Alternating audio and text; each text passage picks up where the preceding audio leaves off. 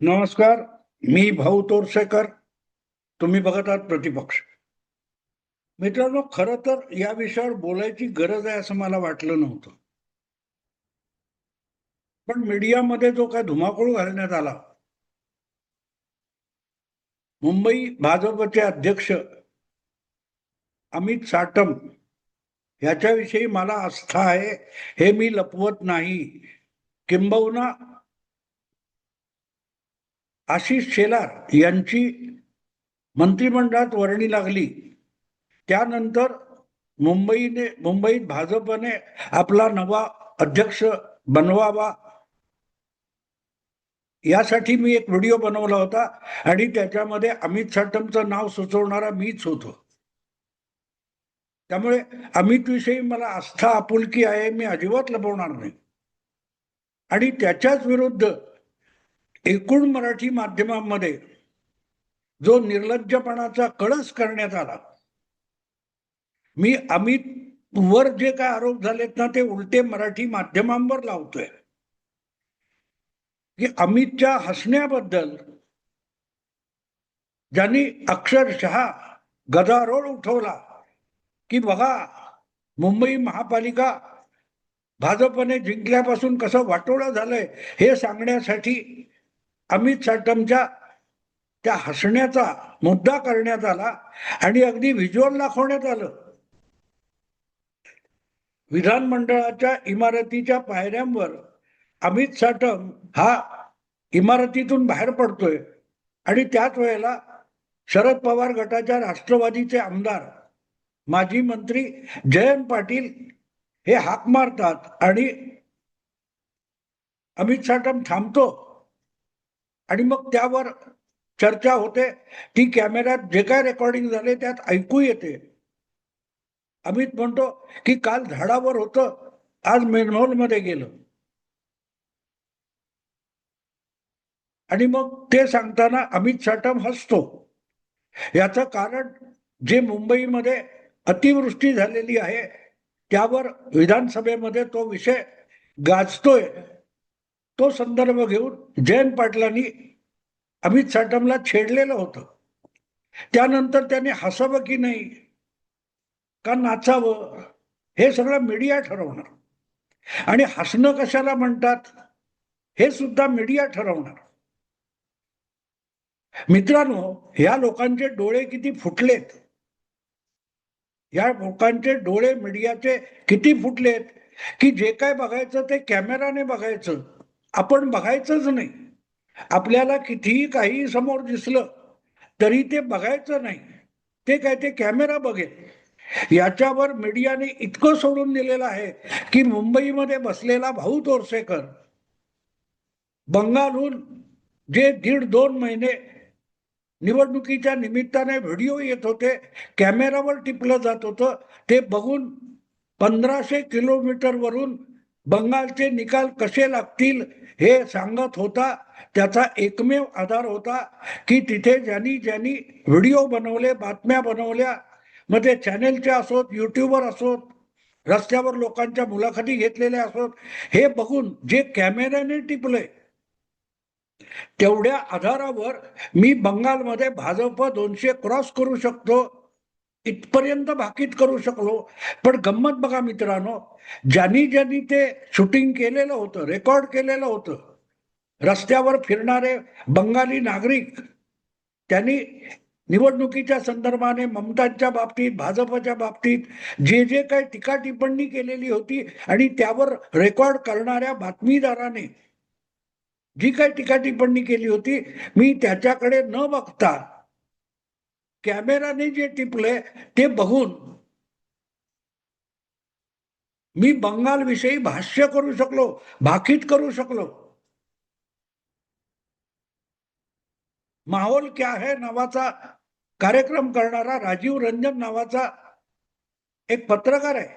गेली अनेक वर्ष न्यूज 24 नावाच्या चॅनेलवर तो माहोल क्या है नावाचा कार्यक्रम करतो आणि त्याच्याच 3-4 व्हिडिओच्या आधारावर मी बंगालमध्ये भाजप 200 पर्यंत जाऊ शकते, कदाचित 200च्या पुढे जाऊ शकते, एवढं भविष्य करू शकलो. पण तिथे फिरून फिरून गाव गन्ना, गावात, खेड्यात, शहरात, रस्त्यावर, हॉटेलात, सगळीकडे फिरून राजीव रंजनला ते बघता आलं नाही, जे त्याच्या कॅमेऱ्याने टिपलं होतं. आणि राजीव रंजनच्या कॅमेऱ्याने जे टिपलं होतं त्याच्या आधारावर मुंबईत बसून भाऊ तोरसेकर बंगालच्या निवडणुकीचं नेमकं भाष्य करू शकला. हा सगळ्यात मोठा टेलिव्हिजनच्या पत्रकारांसाठी एक यक्ष प्रश्न आहे की त्यांना आपल्या डोळ्यांचा वापर करायचा विसर पडलाय का? एबीपी माझा नावाची जी वृत्तवाहिनी आहे तिचं ब्रीदवाक्य आहे, उघडा डोळे बघा नीट. ते त्यांनी आता बदलावं.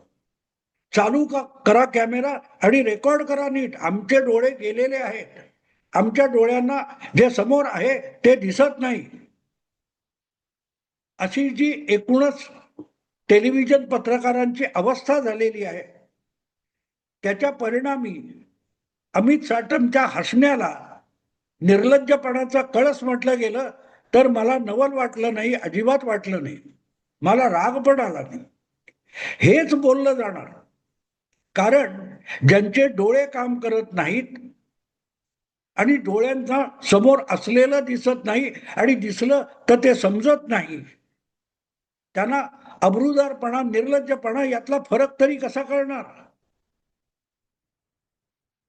कसा कळणार सांगा मला.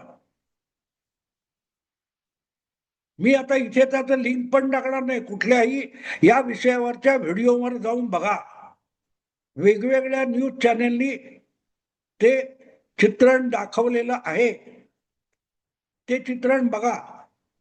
100% त्यामध्ये अमित साटम हसताना दिसतो, पण ते विकट हास्य नाहीये.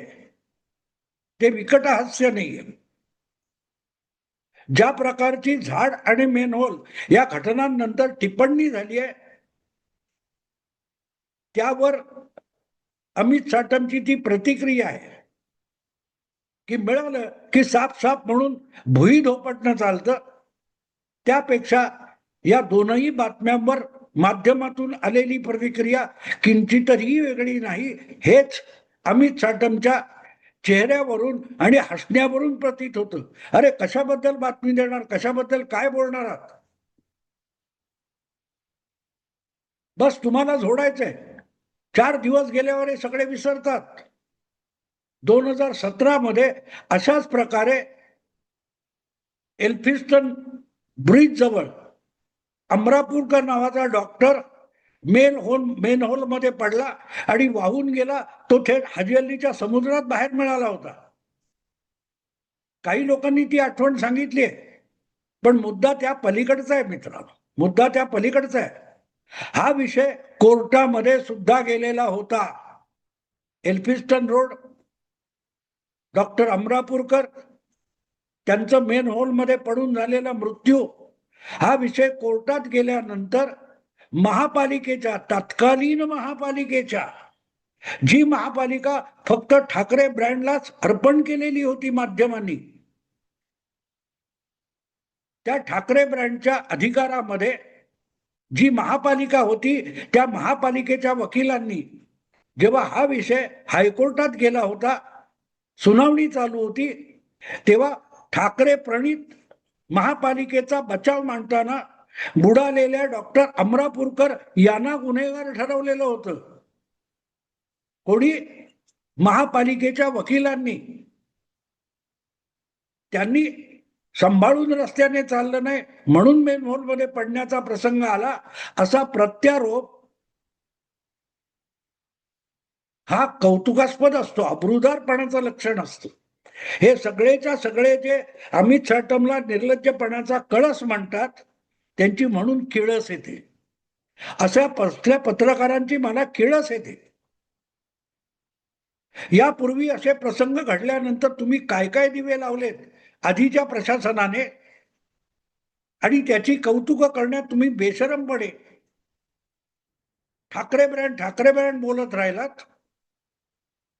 त्यांनी अशा प्रसंगी वकिलातर्फे हायकोर्टात काय भूमिका मांडली होती? मेन हॉलमध्ये पडणं हा पादचाराचा गुन्हा आहे, महापालिकेचा काही संबंध नाही, महापालिकेचा नाही संबंध. अमरापूरकडची आठवण अनेकांनी केली आहे, पण त्यावेळेला जे प्रशासन महापालिकेवर सत्ता चालवत होतं, जे राज्यकर्ते महापालिकेत सत्तेवर होते, त्यांच्या वकिलाने जे आपली वक्तव्य आणि मुक्ताफळं उधळली होती, त्याची कोणाला आठवण नाही. तो वकील तर विकट हास्य फिदी फिदी हसत कोर्टाला सांगत होता, चूक पादचाऱ्याची आहे. अमित साठम असं काय बोलला नाही ना. अमित साठम म्हणाला, काल गदारोळ चालला होता झाडावर, आज मेन हॉलमध्ये. पण हसला. हसला याच्यावर पण बघितलं पाहिजे. हसणं, मित्रांनो, तो व्हिडिओ परत परत बारकाईने बघा, पाहिजे तर मोठ्या स्क्रीनवर टाकून बघा. त्यामध्ये अमित साठमच्या चेहऱ्यावर कॅमेरा आहे, पण त्याच्या समोर जी व्यक्ती उभी आहे, ज्यांचं नाव जयंत पाटील आहे, जे शरद पवार काँग्रेसचे एक मोठे नेते आहेत, माजी मंत्री आहेत, त्यांचा पाठमोरा चेहरा आणि इकडचा भाग चेहऱ्याचा दिसतोय, तो बघितला तर कळतं एकटा अमित साठम हसत नाहीये.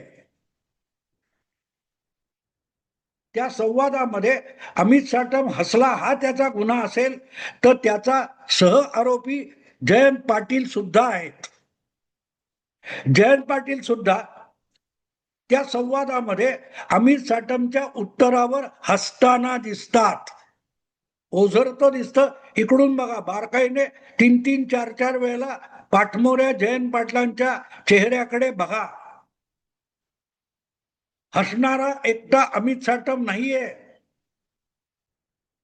त्याच्या हसण्याला प्रतिसाद देणारे जयंत पाटील सुद्धा हसताना दिसतात. त्यांच्या गालाची एवढी हालचाल बघितली तरी कळते. म्हणजे समोरून किती मस्त तोंड उघडून जयंत पाटील हसले असतील याचा अंदाज तुम्हाला कळतो. पण त्या जयंत पाटलांच्या त्या ओझरत्या हसण्याच्या दिसण्याबद्दल चकार शब्द न बोलता जे लोक अमित साठमला त्या प्रासंगिक हसण्यासाठी आरोपीच्या पिंजऱ्यात उभे करतात, ते किती निर्लज्ज आहेत आणि त्यांनी किती कळस गाठलाय निर्लज्जपणात, अशी बातमी रंगवण्यात आणि डिबेट करण्यात.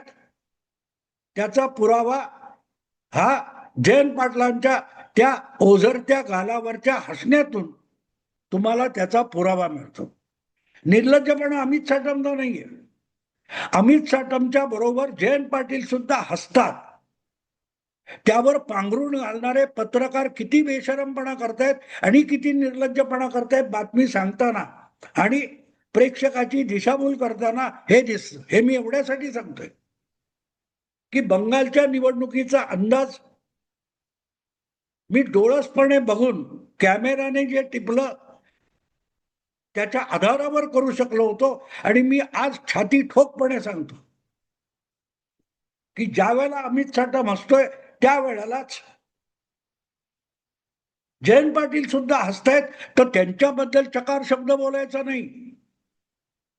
त्या बंगालच्या राजीव रंजनच्या एका व्हिडिओमध्ये ममता दीदीच्या घरापासून 3ऱ्या घराजवळ बसलेली एक 50शीतली महिला म्हणते, चुनाव का क्या होगा, तोंड बंद, बोलने का नाहीये, मगरमच्छ के साथ रहते हैं, असं ती महिला म्हणते. त्या आधारावर ममता दीदीच्या विरोधात ती आहे, बंगाल आहे, या निष्कर्षापर्यंत मी आलो होतो. हा अमित साठमच्या निर्लज्जपणावरचे या बातम्या आणि हे सगळं चित्रण बघितल्यावर माझ्या लक्षात येतं की जयंत पाटील सुद्धा हसतात, पण त्याबद्दल बोलायचं नाही. संपूर्ण मराठी मीडिया हा अजेंडा कसा चालवतो त्याचा हा पुरावा आहे. 2 माणसं दिसतात चित्रणात, 2 माणसं हसतायत, पण एक समोरचा हसताना दिसतोय आणि एक ओझरता हसताना दिसतो. त्या ओझरता हसणारा जो चेहरा आहे त्याच्याबद्दल चकार शब्द बोलायचा नाही. याला शुद्ध, निव्वळ शुद्ध 100% निर्लज्जपणा म्हणतात. याला निर्लज्जपणा म्हणतात, नव्हे निर्लज्जपणाचा कळस म्हणतात. एवढा जर तो निर्लज्जपणा असता, तो दोन शब्द तिथल्या तिथे खडे बोल ऐकून जयंत पाटलांनी अमित चाटमला गप्प केलं असतं ना, नाही केलं. का नाही गप्प केलं? आणि अमित साटम ज्या संवादामध्ये हसताना दिसतोय, त्याचं प्रतिबिंब तुम्ही उलट्या बाजूचा कॅमेरा असता तर जयंत पाटलांच्या चेहऱ्यावर सुद्धा बघू शकला असता. पण जयंत पाटील हे आपले आहेत, पुरोगामी आहेत, बरोबर आहे ना, सेक्युलर आहेत. त्यांच्या निर्लज्जपणाबद्दल बोलायचं नाही, त्यांच्या हसण्याबद्दल बोलायचं नाही. तेव्हा जयंत पाटलांचं जे हसणं आहे ते पायामध्ये काढून टाकायचं आणि अमित साटमच्या कळसापर्यंत जायचं. म्हणून म्हटलं उघडा डोळे बघा नीट. फक्त कॅमेरा टिपेल तेवढं नको, आणि कॅमेराने जे टिपलंय ते तरी धड डोळे उघडा आणि बघा. मग कळेल अमित साटम बेशरम नाही, अमित साटमच्या 1000 पटीने आपण पत्रकार बेशरम आहोत याची पावती आपल्याच कॅमेऱ्याने टिपलेली आहे. जरा उघडा डोळे बघा नीट. मित्रांनो, आता थांबतो. आवडलं लाईक करा, शेअर करा आणि प्रतिपक्षाला सबस्क्राईब करा. नमस्कार.